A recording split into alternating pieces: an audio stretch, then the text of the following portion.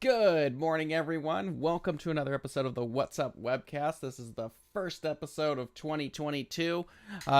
Thanks for hanging out with us. For those of you who've been with us since basically the beginning, we're almost to our 2-year mark of doing this, so hopefully you're still enjoying it. I know we are. But thanks for spending your Friday mornings with us. For those of you who are new here, we do this every Friday, 10 a.m. Pacific, right here at the Skywatcher USA YouTube channel. We check out everything from what's up in the nighttime sky to equipment to helpful tips and tricks on observing and imaging. And then, of course, the last Friday of the month, we have a special guest on to talk about their specialty in the field of astronomy. If you were here last week, we had Nico Carver of Nebula Photos on. That was an awesome episode. A lot of you were here. Probably one of our best episodes to date. But like every episode that we do, these are generally live at the time of their recording. However, they are recorded, so you can always go back and watch any episode of the webcast. Just go back onto our YouTube channel and check out what we've done in the past. There's a ton of stuff out there to take a look at. Now, it is the first Friday of the month, of the year at this point, but it is the first Friday of the month. That means we're checking out what's up in the nighttime sky, and it's wintertime. We've got all kinds of stuff. Well, it's wintertime for Northern Hemisphere. So all of this is pretty much focused on the Northern Hemisphere because that's where primarily most of us are. So if you're in the Southern Hemisphere, I'm sorry. You guys get a bunch of cool things and we don't get to see them. So this is for the Northern Hemisphere. But good luck to you. All right. Let me get my stuff going here. Now, like I said before, if you've never joined us before, welcome. Go ahead and hit that subscribe button. Leave a like on a video. Lets us know we're doing a good job. If you have any ideas for future webcasts, we are looking for ideas because it's a brand new year. Go ahead and email that to info@skywatcherusa.com and just title it What's Up. We're always looking for something cool, and we appreciate your ideas. A lot of these episodes are planned weeks or months in advance, so if your idea doesn't pop up as an episode in like the next couple weeks, don't worry. It's probably being considered, but it does take time to get stuff into the queue and research some of the topics and make sure that we're ready to go and can speak on a level of authority when we're talking about whatever it is we're talking about.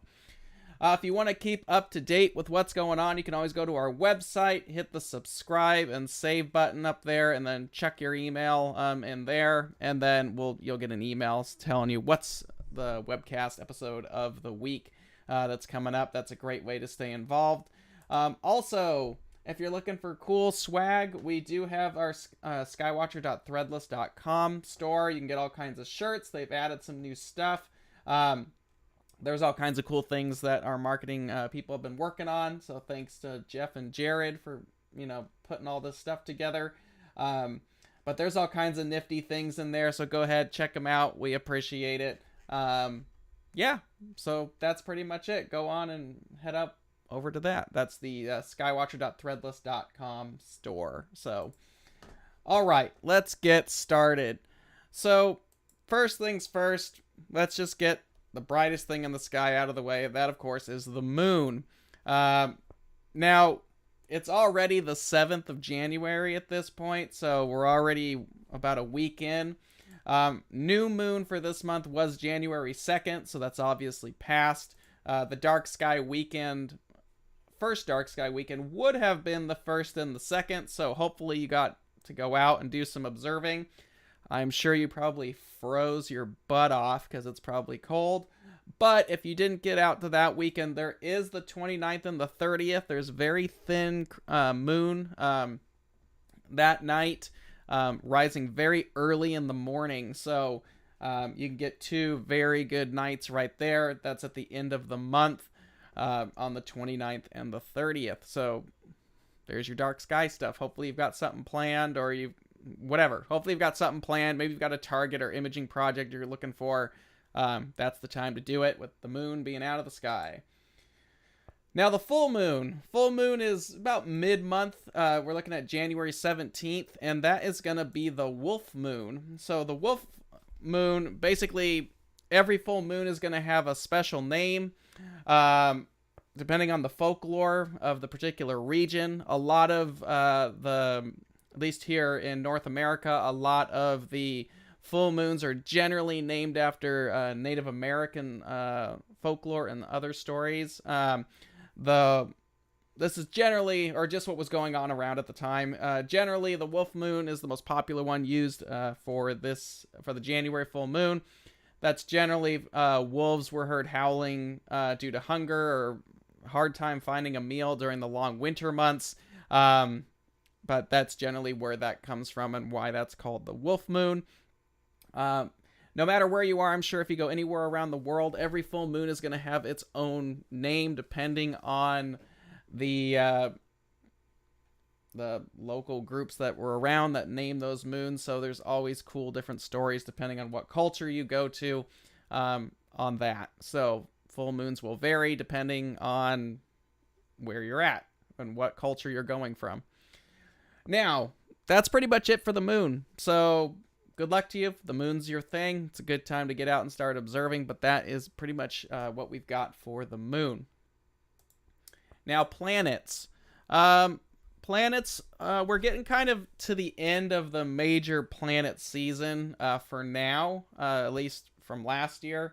For 2021, we're kind of wrapping up the planets. You can still get out and observe some of them, but we are losing a few of them, and we're about to head into a drought for the planets until probably later in the year. So right now, a lot of the major planets are visible usually late summer into the winter time is when they're generally visible in the nighttime sky. But for now, let's just dig into what we can actually see. The first one, we lost a planet, we gained a planet. So Venus is pretty much done. It's right near the sun right now. It's very difficult to observe, and if you are trying to observe it, be exceedingly careful because it's extremely close to the sun. But there's been some cool images of getting this razor thin crescent of Venus. So you might need to wait for it to move a little bit out of the sun's way, and then morning or during the day know what you're doing with that. But we did gain Mercury. Mercury is visible in the western sky right now. I'm going to bring up Stellarium here real quick. Let's back this up a little bit.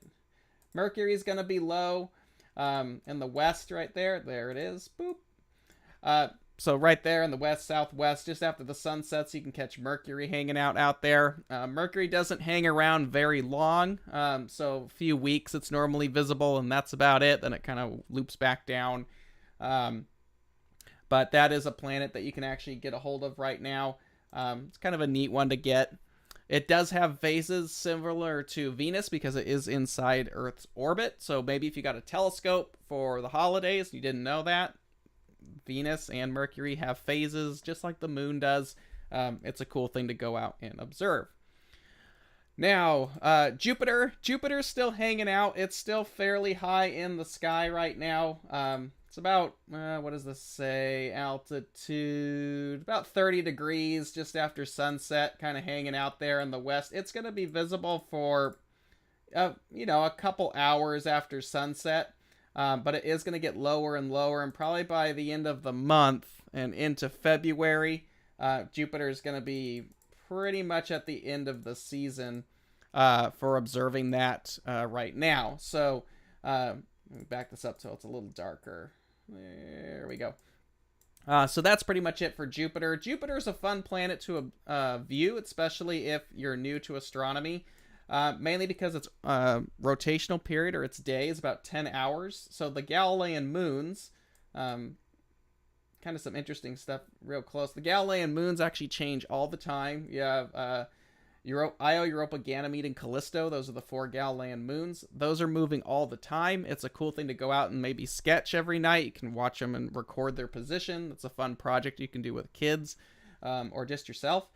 But that's kind of a cool thing to do. And then, of course, the banding and all that cool stuff on Jupiter. And occasionally getting the red spot is also visible on most amateur telescopes. So Jupiter is still in a decent position to view, but you are getting close to the end of the window there for Jupiter. Saturn, of course, is getting really low.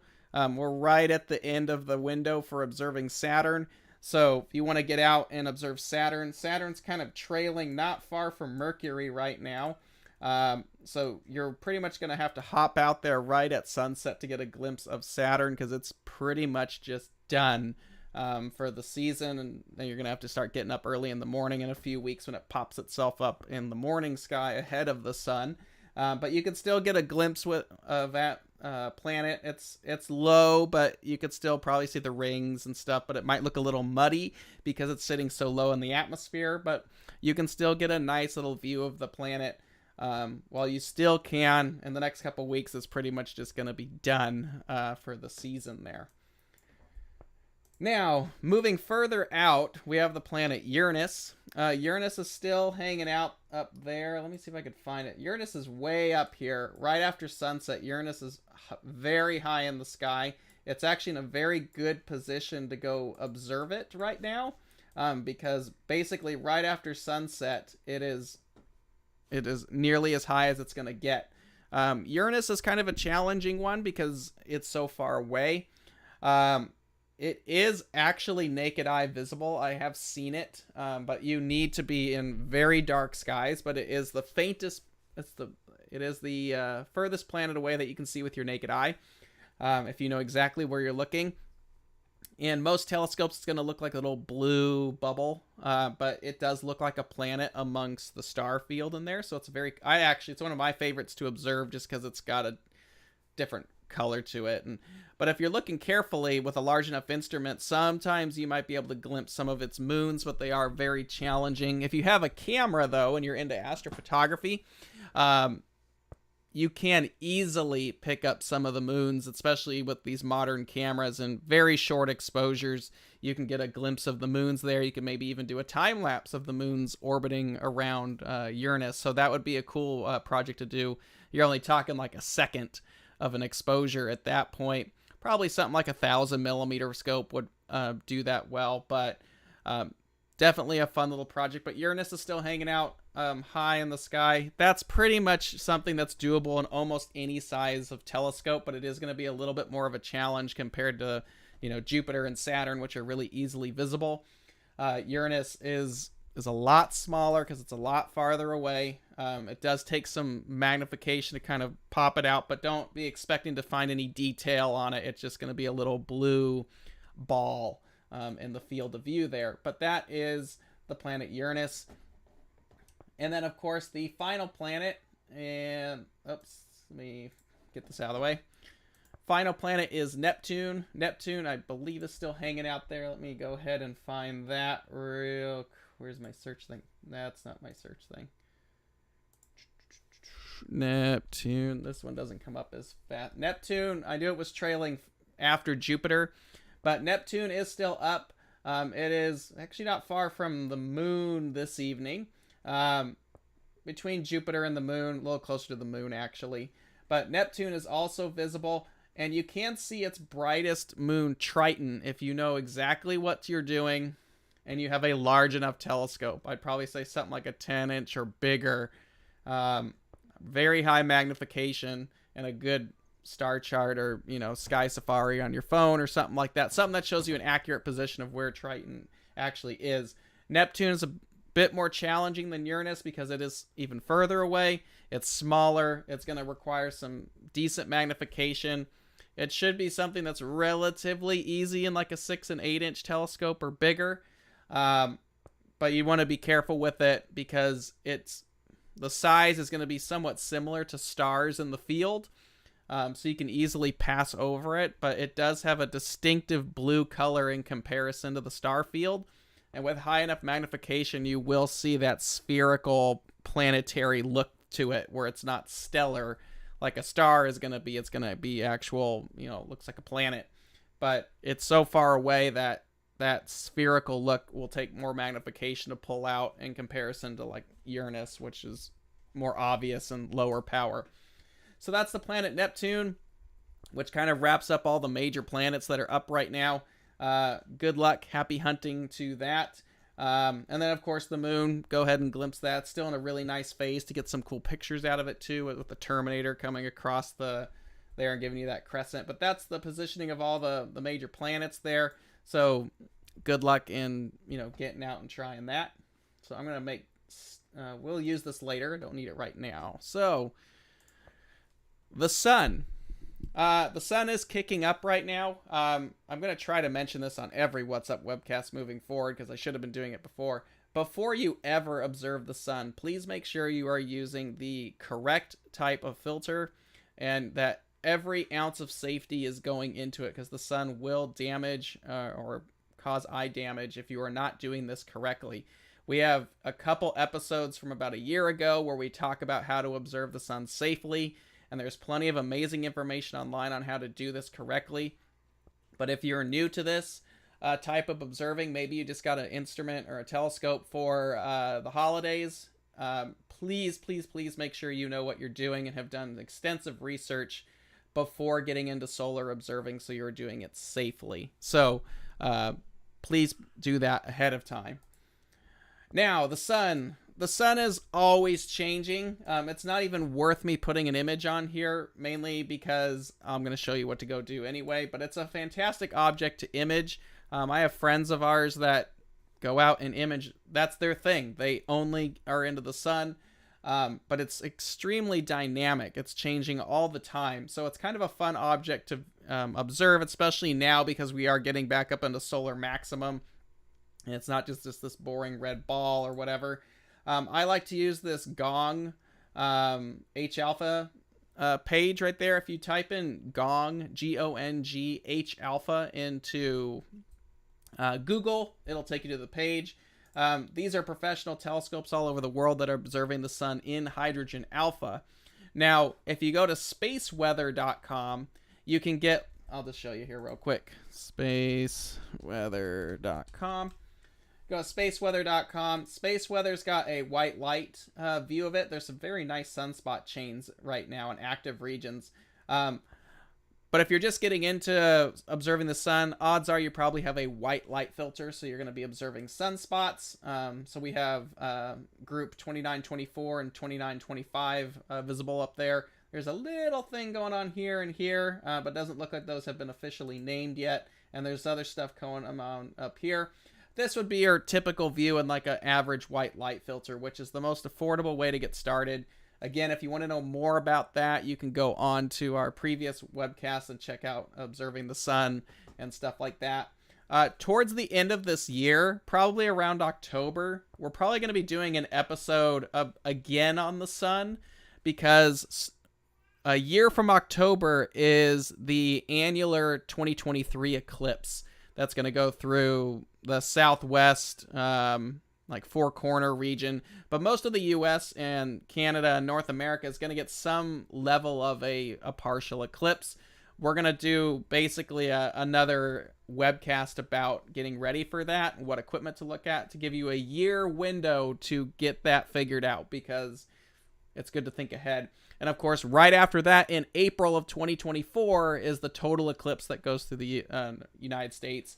So we have two big eclipses coming up. So if you're thinking about observing it or getting into the solar observing setup, now is the time to think about that seriously, especially with equipment being very difficult to get right now. But we're going to do a whole episode on things to think about at about the year mark. That'll probably be this fall. But anyway, but this is a white light view, very basic view of the sun. And then, of course, if you've got the H alpha filters, Coronado, Daystar, Lunt, Solar System, there's a bunch of different ones out there. If you've got H alpha stuff, this is what's going on right now. There's lots of activity in this active region down here.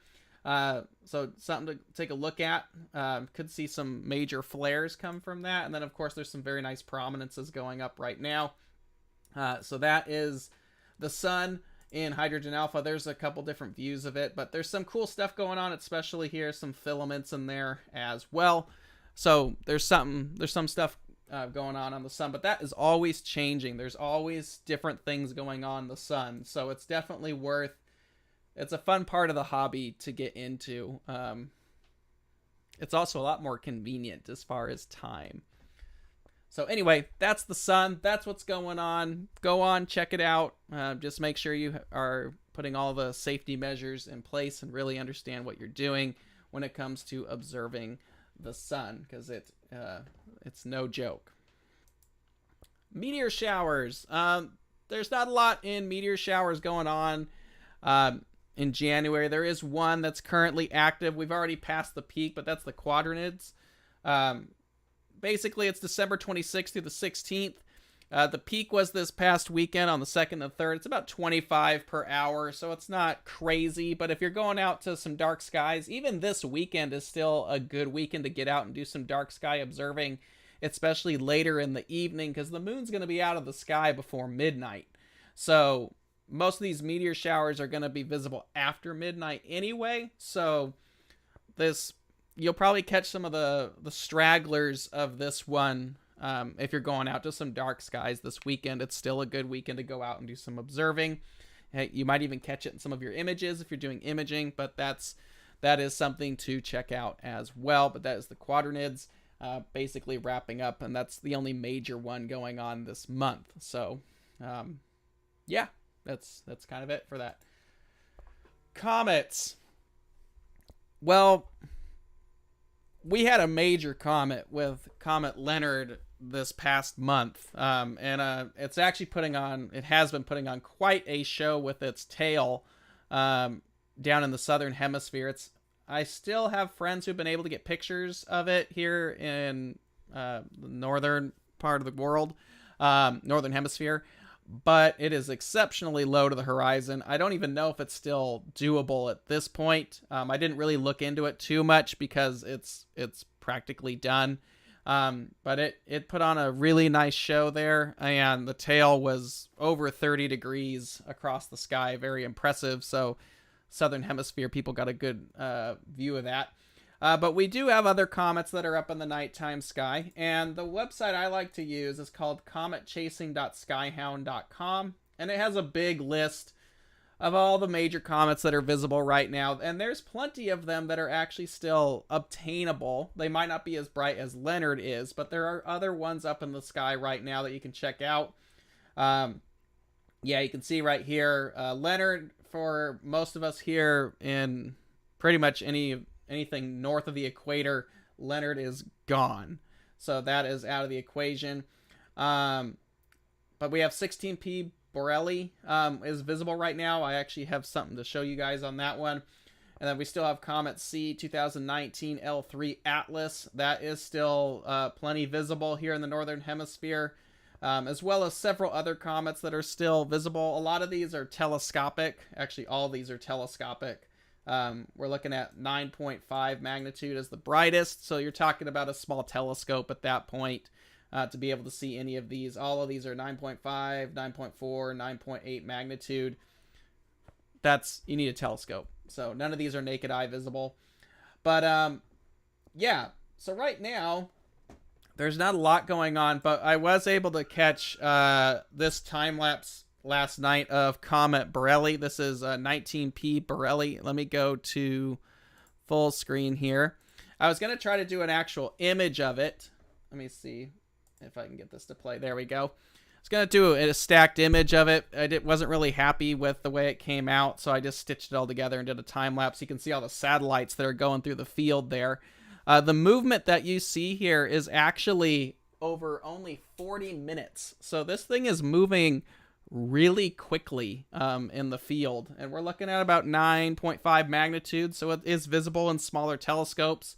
If you have something like a 6 or 8 inch, it should be pretty doable, but it is flying through the field there. So trying to get a nice sharp image of this might be challenging. You're going to have to stack on the comet because of how quick it actually is moving. You can see just a little over a half hour time how much that actually moves through the star field there. But yeah, that is Comet 19P Borelli. I think that's in Cetus currently. Anyway, look it up with your star charts there and your apps. You can go out and check that out. But it does have a nice tail on it, very thin, delicate tail. So I'm sure we'll see some really cool pictures of it. But that's kind of the hot comet now that Leonard is no longer visible to us here in the northern hemisphere. If you're looking for another comet to go after, this would be the comet to go image right now. Not very difficult, easy for any major telescope, especially with a camera, to grab it. This is with our Skywatcher Esprit 150 and a ZWO 6200, just a luminance filter. They're 2-minute exposures, spin 2x2, but that's even more than you would need. But go out, play with it. Good luck with it. And hopefully you get some nice images of it. But that is Comet Borelli, 19P Borelli. It is in most of the apps. I just used Sky Safari. Make sure you just update the position of everything, but it pops right up. No big deal. So it's an easy one to go out and catch. Now, let's talk about deep sky. There's a bunch of stuff up this time of year when it comes to deep sky targets. And we could do an hour-long episode on all the crazy things that are visible this time of year. And we all know the benchmark pieces, the staples that we all have to, go and hit. We're going to cover some of those. A lot of these are probably obvious reviews, but, I threw a couple in there that hopefully will give some people some ideas, especially if you're new to astrophotography and you want to go after something a little bit, off the beaten path. But first off, let me get my app up here real quick because I want to double check this one before we dive into it. And this will be a fun one for more recent things. Perfect. All right, let's just jump right into it. I'm going to go full screen here because you want to see all the detail here. James Webb Space Telescope. Now, I think all of us have been watching this recently as it's almost been perfect step by step of the way from launch to actually, getting to the point where the secondary is now deployed. I think we're getting pretty close to where they're going to start opening up the 2 wings of the primary mirror. And then I think that actually happens today. And then over the next 10 days up until about the 26th of January is basically getting everything configured, collimating all 18 elements of the primary mirror to get it to be that nice, complete F20 telescope that it is going to be. But a lot of people were saying, okay, we saw James Webb, that's the end of it. Not true. If you have a telescope, and really it is not that difficult to do, you just have to know exactly where it's going to be. And thanks to all this technology, most of it, which you probably have in your freaking pocket, you can find it. And you can take a picture of it because it's in Monoceros right now.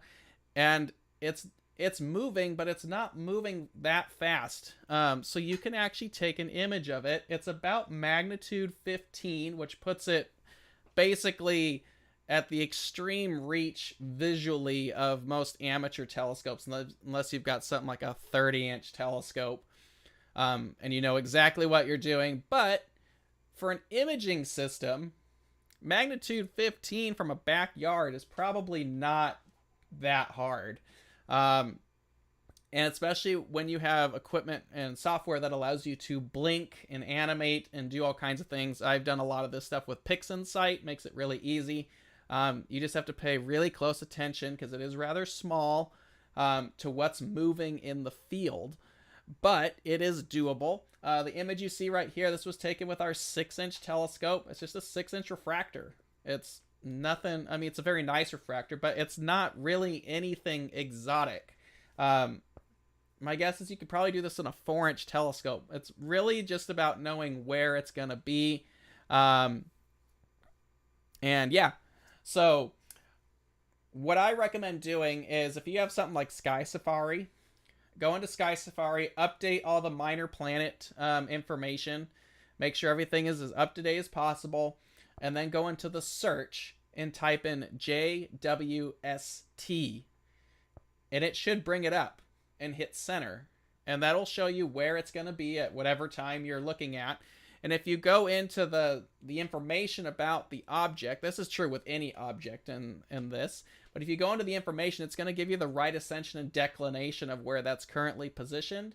You can then pop that into your telescope's control system, and it will basically center on those coordinates, and somewhere within that frame you should be able to find the James Webb Telescope. I would actually recommend taking some longer pictures, probably over the course of like 10 minutes to half an hour. I was doing 2-minute, or maybe these were 5-minute exposures, bin 2x2 to get this, and then just stacked them. And I did it where there was no rejection, because a lot of software is going to think this is some weird thing, and it's going to reject it like a satellite. It is a satellite, but we don't want it to reject this satellite. So process it without any kind of rejection. Or if you can stack everything up and put it into like Pixin sites like Blink script, you can then blink through it, and you can actually find out what's moving in there. And that's basically how you do it. It's not difficult, but it's a great way to impress your friends. So here's just a little animation of it flying through the field. These are 5-minute exposures as well. That's why it's blurring in the field. It's a pretty heavy crop on it.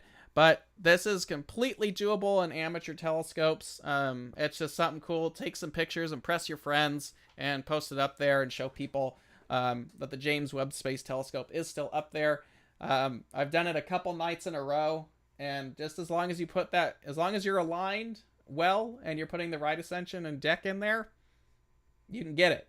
And just take some pictures, stack them up, and look for the streak. But that's the James Webb Space Telescope, so good luck to that. You don't even have to track on it. Just track the star field. Treat it like a normal object. You're just looking for, instead of reducing blur, you're looking for the object that's blurring. So, but it's kind of a cool thing to share with your friends that it's floating out there, and it's just kind of neat. So good luck, and best of luck to you guys on that. That is the James Webb Space Telescope and how to go about tracking that down. I think even when it gets to orbit, my understanding is it's still going to be about magnitude 16. So this is something that most systems should be able to do even once it's in its position. So it might be an easy object to actually find in the future. Now, let's just get into the basic deep sky stuff. First off is NGC 2169, the 37 cluster. This is one of my favorite off the beaten path clusters. It's often forgotten. It is in the constellation of Orion the Hunter. It's up in the arm part of the constellation. Let me actually, it's right in here. Boop. That's where it's at. Right up there in the upper arm of the constellation there. It's fairly easy to find, but because you've got, M42 and M78 and the Rosette and the Cone and Barnard's Loop and the Horsehead, you've got a ton of stuff that is very popular in this region of the sky. So this is really overlooked a lot of times, but it's very easy to see in small telescopes, like a 4-inch telescope. But what's kind of neat about this is if you have like a Newtonian or a Dobsonian, because those have a mirror image, it actually flips the 37 into the right configuration, so it actually looks correct visually. This is fairly easy to see in small telescopes from town. No filters needed. You just got to know where to point it. NGC 2169 if you got a go-to mount. Imaging, it's an open cluster. It is about as easy as it can get. Color imaging would be fine. No narrowband. Just take a picture of it. It's very simple. Open clusters are extremely forgiving because you don't have to worry about any, faint things to process out. So give that a try. It's a fun one, especially if you're doing an outreach event. The 37 cluster is, a very, very nice little cluster to see, and everyone thinks it's kind of cool that you can see the number 37, in the stars. But about 3,600 light years away, easy grab in a telescope visually, and kind of a fun one to just check out. Here's a little bit bigger image of that. There's the 3, there's the 7. I don't remember what I shot this with, but it was a while ago when I was getting started in imaging, so I'll have to revisit this because it is it's okay. So next one. This one is one that I need to revisit, but the reason I haven't done it is because it's big and it's very difficult to catch. This is Sharpless 240 or Siamesis 147, aka the Spaghetti Nebula, massive supernova remnant in the horns of Taurus, basically right next door to M1 in the constellation of Taurus the Bull. Let me see if I can bring this up. There it is. There we go. That is Siamesis 147. You can kind of see it in there. This is a very, very faint nebula. Very delicate swirls of hydrogen compose this supernova remnant. About 4,500 light years away. This is very difficult to see. You're going to need dark skies and probably a very large aperture telescope. I would probably use a UHC or an O3 filter, and you're basically focusing on the fine, brightest regions of the nebula. For imaging, you can actually do it in town. It's a very nice narrowband target, but it spans over 3 degrees of the nighttime sky. It's about the size of the Veil Nebula. So it's big. You're going to need really wide field optics to get it, especially if you want to get the whole thing in one view. But yeah, check it out. It's a fun challenge target. Try it out. It's definitely a cool off the beaten path one. It's very impressive. More people are starting to image it now, especially because you have these really nice modern high QE cameras. They're very sensitive, but this has tons of detail. You can just barely see it. This was taken a couple years ago. I'm going to have to revisit it as well and see what I can pull out on it. But it is a challenge because of A, how wide it is, and B, it's going to take some serious exposure time to get something out of it. And it's very fine in detail. There's all kinds of very nice details on it. So there was a question. I'll get to it in a minute. We're almost through this here. Next one is the Eskimo Nebula. This is a favorite one this time of year. It's in Gemini. It's a nice little planetary nebula, about 5,000 light years away. Easy to see in town, 6-inch telescope. It looks like a double star, except you have one star there and then a kind of a poofy out of focus star right next to it, but it looks like a double star. That is in the constellation of Gemini. It's a fun one to show people. It's right down here. I could just type it in and this would make my life a lot easier, but it's right about in here. Here's my search bar. Eskimo. Oh, little bit off. There it is. That's the Eskimo right there. Pretty easy one to find. It's in all the major go-to catalogs, but if you don't know, NGC 2392 is the catalog number. You can also just find it under named objects for most places. Eskimo Nebula. It's a cool little object in a 6-inch telescope. Bigger telescopes, you can actually start to observe the inner portion and then the outer portion of the nebula. You can actually see that visually. Imaging, it's a bit of a challenge, not because it's difficult as far as being able to get it. It's because it's so small and it's actually fairly bright. So the thing about this, let me get this up here real quick. Here's a picture from our 6-inch refractor. This is the full frame field of view of the telescope. You can see it's really tiny. So you're going to have to either use longer focal length or really blow it up. Here's a blown up shot where I kind of edit it down. But this is really good for you're probably going to need like a 2,000 millimeter focal length scope to really get in there. Sometimes lucky imaging where you stack a bunch of really short exposures can be more helpful with something like this. But because of how dense and bright it is, it's very easy to overexpose it, especially when you're trying to get detail in the center there. Planetaries can be very easy to blow out very quickly. So you kind of have to approach it in a slightly different way than, most of these other really faint objects. But that's the Eskimo Nebula. Really fun one this time of year to see visually. And all this other, fun stuff out for it. So next up, I've done this one for several months in a row. It's the Pleiades. You kind of have to. The Pleiades is a great object right now, 500 light years away. It's super easy to see in town. It's naked eye. But if you just got a telescope or some binoculars for the holidays, this is a perfect object to go out in your backyard and observe. It's great in nearly any size optic. It's a fantastic thing to image. It looks good in nearly any focal length. Here is one at 550 millimeter focal length, and here is 1050. That's a full frame camera at 1050. Actually, this is full frame as well.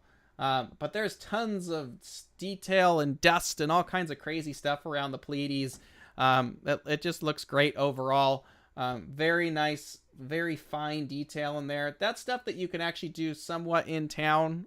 It can be a little difficult with light pollution, especially getting these very faint, delicate things. But if you're going to a dark sky site, maybe only have like a night to shoot, the Pleiades is a really good target to go after because it's easy to find.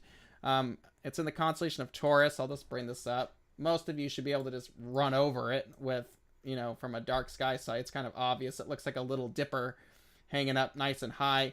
It still has not completed, hit the meridian quite yet. So you can still get a fair amount of time imaging this. We're still very somewhat early in the Pleiades season, but now's the best time to really start going on the Pleiades because you can get several hours of exposure time and actually complete a nice image of that, especially with a one-shot color camera by the time it sets. Next up, obviously, it's the biggest thing right now. Everyone has to shoot it. It's kind of like seeing your old friend you haven't seen in like a year. It's M42, the Orion Nebula, and the Running Man. The Running Man is right here. Don't forget that. It's normally in the frame. 1,600 light years away. What do you say about this nebula? It's big, it's bright, it's easy. You can get it from home in light polluted skies with you can see it in binoculars. A small telescope like a 6-inch, 150 millimeter aperture, easy. You can get some really nice nebulosity from in town. It's a great object to try filters on, UHC, ultra high contrast, O3 filters. It's a cool one to get to know what filters will do what on this object. But visually, it is kind of the crown jewel of the winter skies. Imaging wise, it's exactly the same thing. If you're just getting started in imaging, you just have to do it. It's a good one to practice on because it is so easy and bright and very forgiving. It is a bit of a challenge, however, if you're trying to get down into the core, because it is so bright, you blow out the core really easily. So while this is a very easy nebula to shoot, it is challenging in different ways as far as processing goes if you want to get it to look real even across the entire image. But there's all kinds of detail in it. It looks great in color images, visual light, and narrowband. Just play around with combinations. It's another fun one to practice on, and visually it's just a walk in the park to do. So, and just gets more and more impressive in bigger aperture in darker skies. So that's M42. It's kind of the staple of this. It's, there's not much you can say about it. Just it is what it is. Next one is the Horsehead and the Flame, another big staple this time of year. You all know where this one is. It's right at the, bottom portion of the belt, right next to Alnitak. There it is, the Horsehead and the Flame. Another very popular one this time of year. It's a little bit more challenging than M42 is, imaging-wise. It's not that much more difficult. If you have a H-alpha filter, it just pops right out. Visually, however, it's the complete opposite part of the spectrum as far as challenge goes. It's very difficult visually. You need to be in dark skies, probably at least a 10 or 12-inch telescope. H-beta filters make that easier, or a UHC, but it is quite a challenge. The Flame Nebula down here is easy, but the faint IC434, which is this part right here, and then the Horsehead are really the challenge. But it is doable, but it's a challenge. So good luck with that one. But it's an easy one you can do from town with a narrowband filter. It takes like no time at all. This one is something that we talked about last month, and I thought I'd throw it in. This is Sharpless 276, or the Barnard Loop. The Barnard Loop pretty much encompasses almost the entire constellation of Orion. It's 1,400 light years away.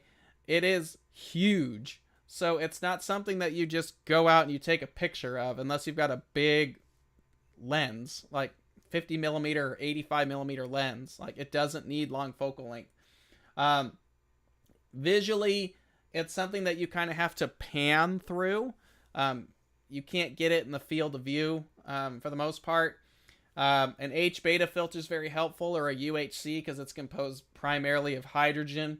But you just, because of how large this thing is, let me just go to the big frame here.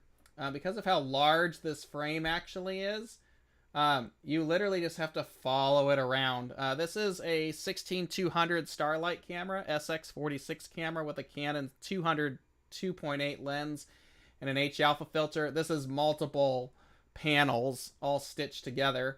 There's the horse head, there's Orion, there's the Barnard Loop, and a bunch of other objects. This is basically the whole constellation of Orion and hydrogen.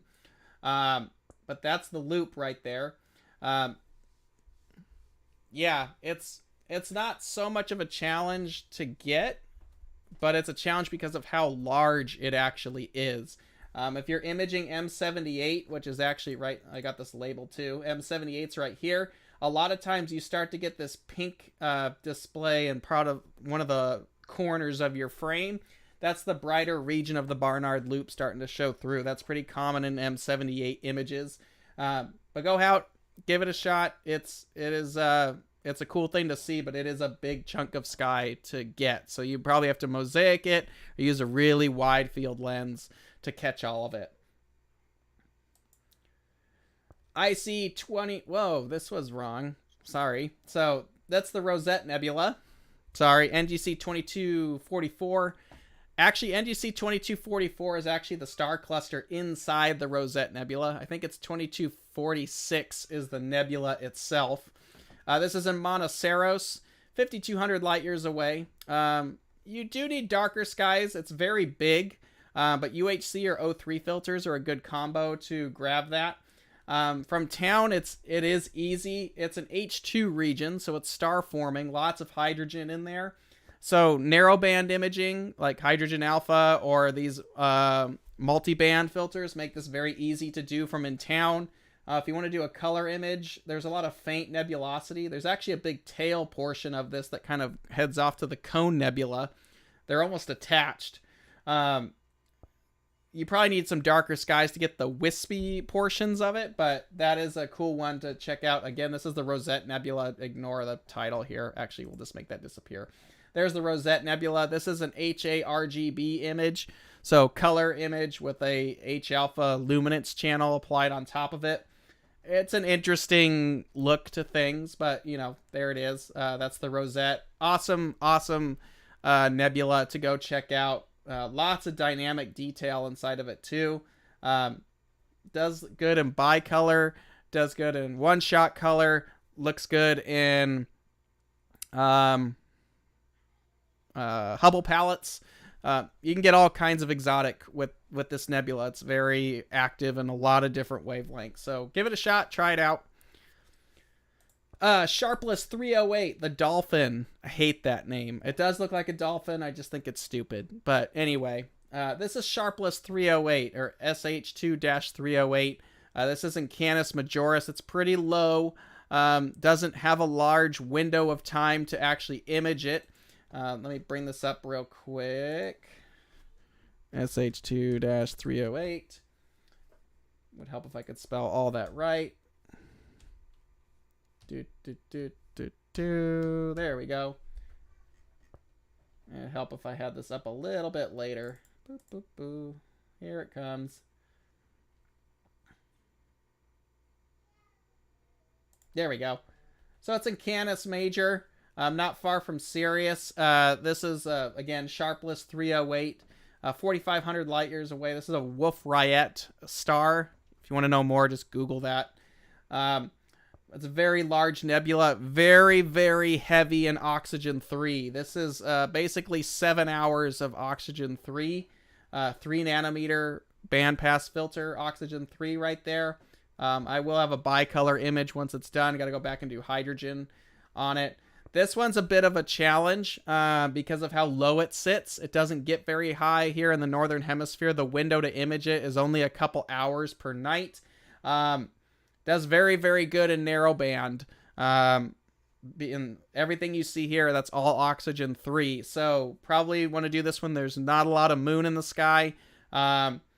I only get about a 4-hour window to hit this thing right now, so it's probably a multi-night project if you have the capability, or you just got to pound away at it. But very, very cool object to see. Lots of very faint, intricate detail in there, but very cool object that kind of gets overlooked way down in there in the southern part of the sky.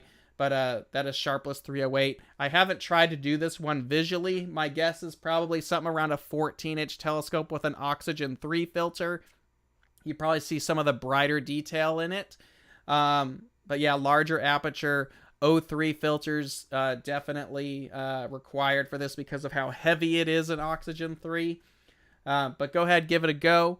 And then imaging-wise, this is a 1,000 millimeter full frame shot right here, but wider field optics. There's all kinds of dust and gas in this region of the sky, so there's some cool detail you can get even beyond this. But it's a very, very cool object, so I highly recommend it. I know we've got some questions. That's pretty much the last object I've got. So if you like what you see, go ahead and subscribe. If you have any ideas for the future episodes, go ahead and email us at info@skywatcherusa.com. Please leave a like if you like what you see here, so we know that we're doing a good job in keeping this going. Next week, we are doing a What's Up Webcast on the AZ-EQ6 mount. We're going to dive into details on that.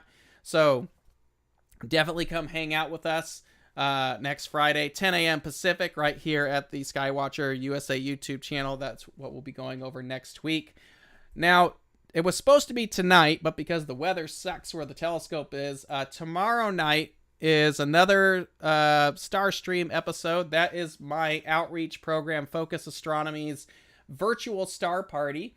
A lot of the objects that we actually talked about today, we're actually going to go live imaging, doing some live stack imaging tomorrow night. That's on the Focus Astronomy YouTube channel. We're going to have Trevor from Astro Backyard, Trevor Jones from Astro Backyard is going to hang out with us, and we're going to go observe some weird oddball stuff. And yeah, we'll check that out. That starts at 7 p.m. Pacific tomorrow night on Saturday. And that is the Focus Astronomy YouTube channel for that. So we'll see you there. Well, let's jump into some questions right now. Let's see. First question, greetings from Kuwait, deployed here. Thanks for your service. Quick question, what kind of solar filters do you recommend to use with a matte Cassegrain? White light, front-mounted white light filter, either glass or film would be fine. Thousand Oaks Optical, AstroZap, Spectrum filters. There's a bunch of them out there. They're very similar to one another. You just need to get one that goes over the complete front of the telescope.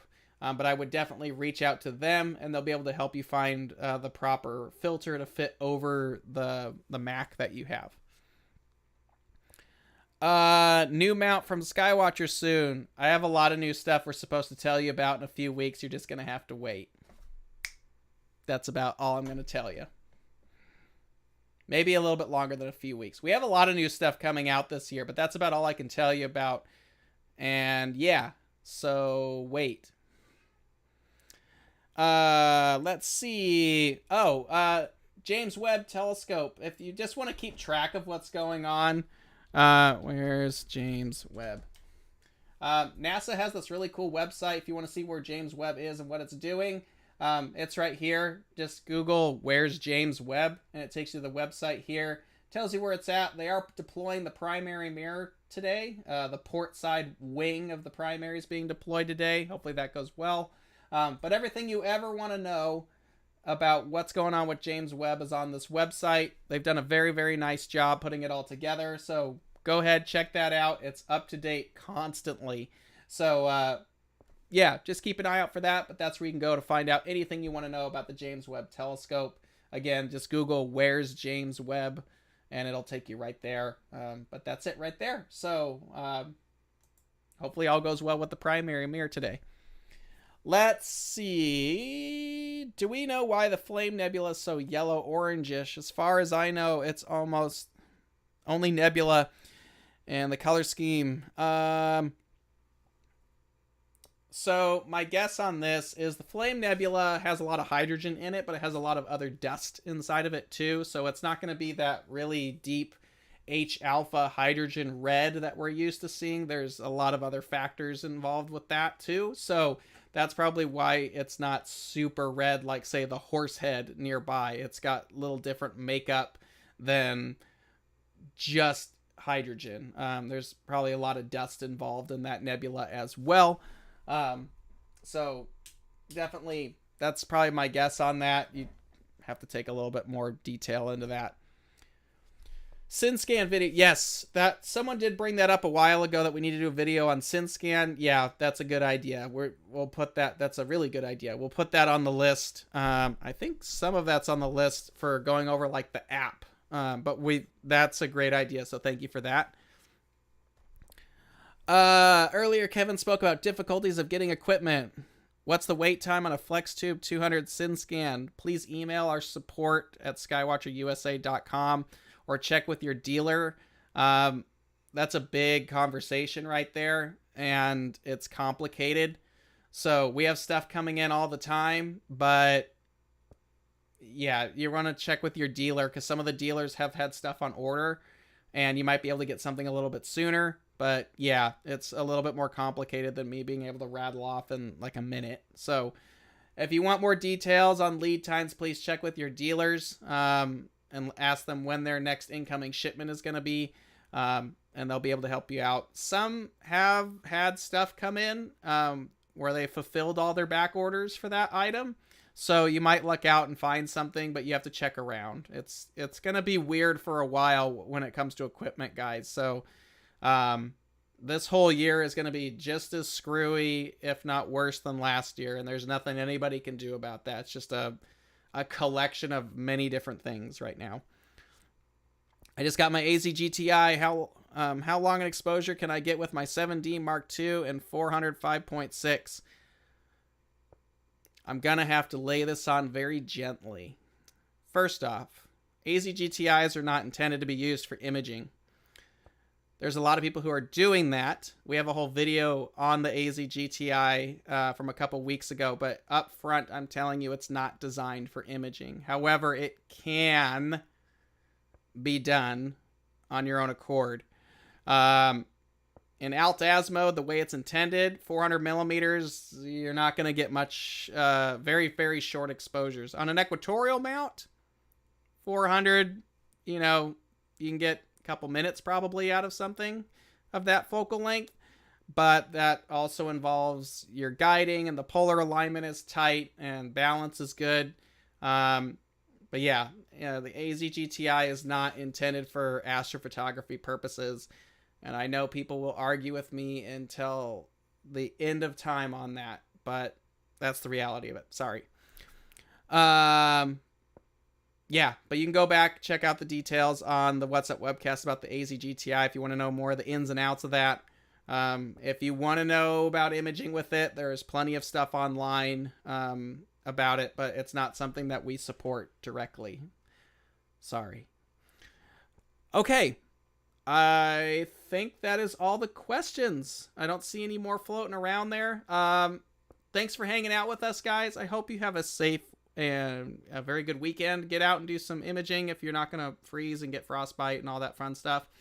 If you want to hang out with me and Trevor tomorrow night, I look forward to seeing you. That takes place 7 p.m. Pacific at the Focus Astronomy YouTube channel.